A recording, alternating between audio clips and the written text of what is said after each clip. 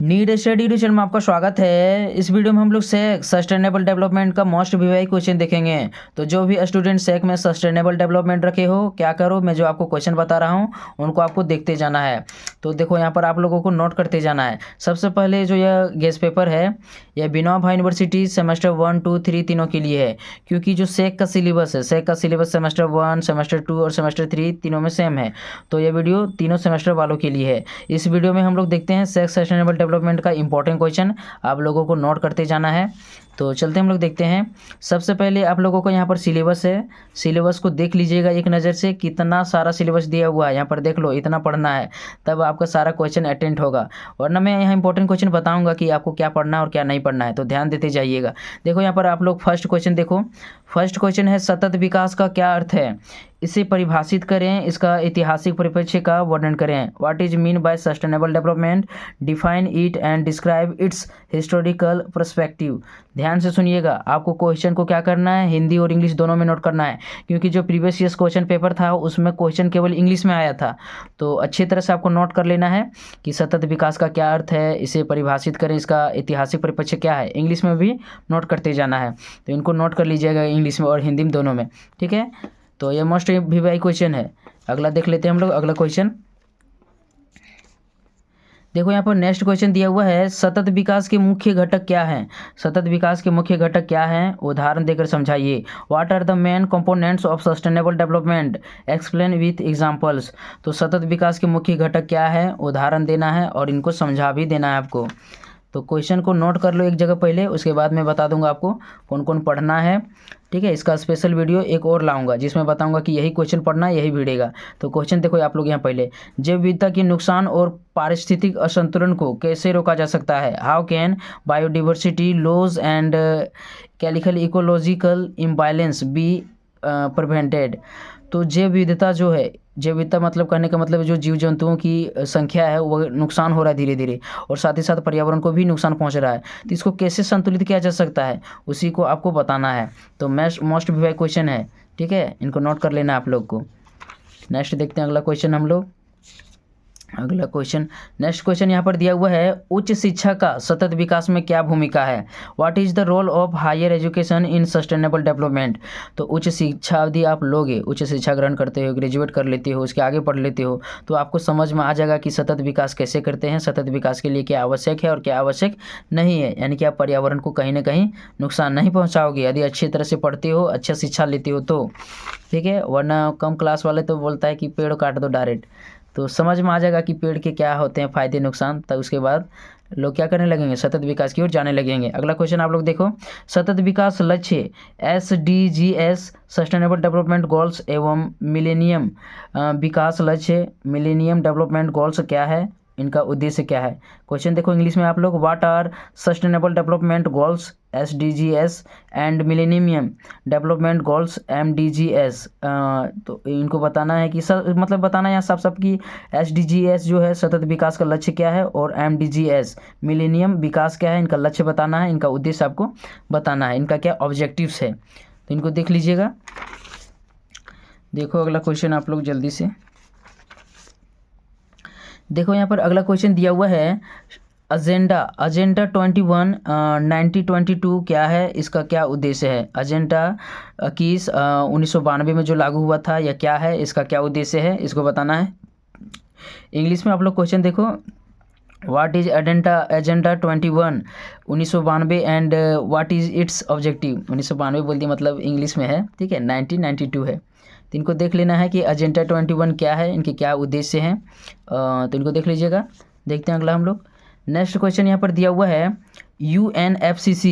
Question क्या है, UNFCCC COP and IPCC का सतत विकास में क्या महत्व है। तो इनको सर्च करिएगा पहले कि UNFCCC क्या होता है, COP क्या होता है और IPCC क्या होता है। इनके बारे में सर्च करिएगा, आपको पता चल जाएगा कि सतत विकास में इनका क्या महत्व है, या किस टाइप के ये क्या दिया हुआ है, समझ में आ जाएगा आपको। देख लेते हैं अगला हम लोग। नेक्स्ट क्वेश्चन यहाँ पर दिया हुआ है सतत विकास के समक्ष प्रमुख चुनौतियाँ क्या है। तो वीवाई क्वेश्चन लिख लो, काफ़ी चांसेस है कि ये क्वेश्चन आ सकता है। क्वेश्चन क्या है, what are the major challenges facing sustainable development. सतत विकास के समक्ष कौन कौन सी चुनौतियाँ हैं, उनको देख लेना है और नोट कर लेना है, ठीक है, सतत विकास के समझते बहुत सारी चुनौतियाँ होगी। देखो अगला क्वेश्चन आप लोग यहाँ पर, नेक्स्ट क्वेश्चन है सतत विकास के समक्ष प्रमुख चुनौतियाँ क्या है? जल, खनिज, मृदा और वन जैसे संसाधनों का सतत उपयोग कैसे सुनिश्चित किया जा सकता है? सतत विकास की प्रमुख चुनौतियाँ क्या है उनको बताना है। और जो जल है, खनिज, मृदा, वन जैसे ये जो संसाधन है ना अभी धीरे धीरे कम हो जा रहे हैं, तो इनको कैसे संतुलित किया जाता है, इन संसाधनों को कैसे संतुलित किया जा सकता है सतत विकास के माध्यम से, उनको आपको बताना है। नेक्स्ट देखते हैं हम लोग, नेक्स्ट क्वेश्चन यहाँ पर दिया हुआ है स्वास्थ्य और शिक्षा का मानव अधिकार सतत विकास में कैसे योगदान करता है? स्वास्थ्य और शिक्षा का मानव अधिकार, यानी कि स्वास्थ्य और शिक्षा का एक प्रकार का मानव अधिकार है, तो ये सतत विकास में कैसे योगदान करता है इनको देखना है। ये लिखा हुआ है how does human rights to health and education contribute to sustainable development, यानी जो स्वास्थ्य है और शिक्षा है यह मानव अधिकार है, तो सतत विकास में कैसे भूमिका निभाता है इनको देख लेना है। नेक्स्ट क्वेश्चन देखते हैं हम लोग, अगला क्वेश्चन यहाँ पर दिया हुआ है क्षेत्रीय सतत विकास की आवश्यकता क्यों है? यहाँ देखो आप लोग, क्षेत्रीय सतत विकास की आवश्यकता क्यों है, कुछ उदाहरण दे। Why is regional sustainable development needed, give some examples. तो क्षेत्रीय सतत विकास की क्या आवश्यकता है, इसका कुछ उदाहरण देना है आपको।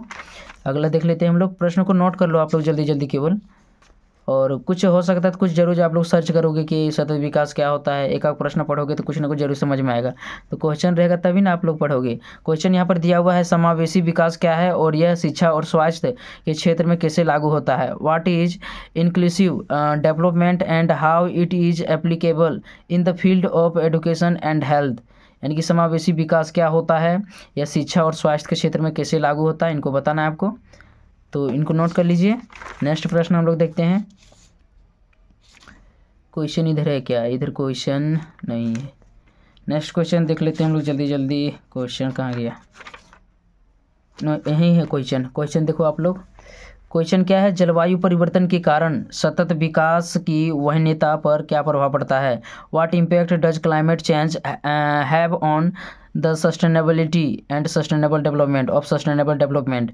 जलवायु परिवर्तन के कारण सतत विकास की जो वहनता है, इसकी विकास की प्रक्रिया है, उस पर क्या प्रभाव पड़ता है इनको देख लेना है। तो कुछ ना तो कुछ प्रभाव पड़ता है सतत विकास के कारण, जो जलवायु परिवर्तन है इसके कारण सतत विकास पर प्रभाव पड़ता है, उनके बारे में लिखना है। देखो अगला क्वेश्चन आप लोग, सतत विकास से संबंधित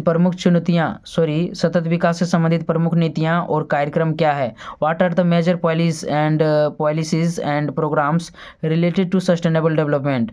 तो सतत विकास से संबंधित कौन कौन सी नीतियाँ अपनाया गया है, कौन कौन से कार्यक्रम अपनाए गए हैं सरकार के द्वारा, या जो भी दुनिया के लोग हैं उन्होंने कौन कौन से नीतियाँ अपनाया है, उसके बारे में आपको बताना है। नेक्स्ट क्वेश्चन हम लोग देखते हैं, क्वेश्चन जल्दी जल्दी देखते हैं हम लोग। देखो अगला क्वेश्चन आप लोग, स्टॉकहोम सम्मेलन और मॉन्ट्रियल प्रोटोकॉल के मुख्य उद्देश्य क्या थे? स्टॉकहोम सम्मेलन और मॉन्ट्रियल प्रोटोकॉल के मुख्य उद्देश्य क्या थे? What were the main objectives and Stockholm conference and the Montreal protocol. तो यहाँ पर साफ साफ देखना, स्टॉकहोम जो सम्मेलन था और मॉन्ट्रियल प्रोटोकॉल, इनका क्या उद्देश्य है इसके बारे में आपको देख लेना है सर्च करके, ठीक है।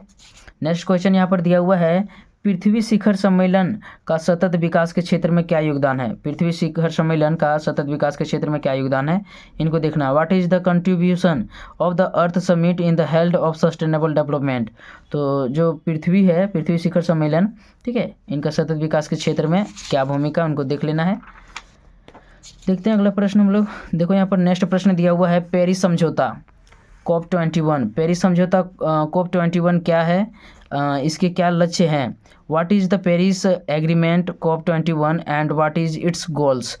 तो पेरिस समझौता क्या है, ठीक है, पेरिस एग्रीमेंट क्या है, क्वेश्चन रहेगा इंग्लिश में, तब आपको समझ में आएगा, तो इसलिए बोल रहे हैं क्वेश्चन को हिंदी और इंग्लिश दोनों में नोट करते जाइएगा, ठीक है, तो इनको नोट कर लो। नेक्स्ट क्वेश्चन यहाँ पर दिया हुआ, इनको देखो 10 से 12 क्वेश्चन था जो सभी इंपॉर्टेंट क्वेश्चन है। क्वेश्चन क्या है यहाँ पर देखो आप लोग, राष्ट्रीय पर्यावरण नीति नेशनल इन्वायरमेंटल पॉलिसी का उद्देश्य और सतत विकास में इसकी भूमिका क्या है। तो राष्ट्रीय पर्यावरण नीति जो है NEP है, ठीक है, उनके क्या उद्देश्य हैं, सतत विकास में इसकी क्या भूमिका है उसके बारे में बताना है। इंग्लिश भी बता देते हैं, what is the objectives of national environment policy and its role in sustainable development.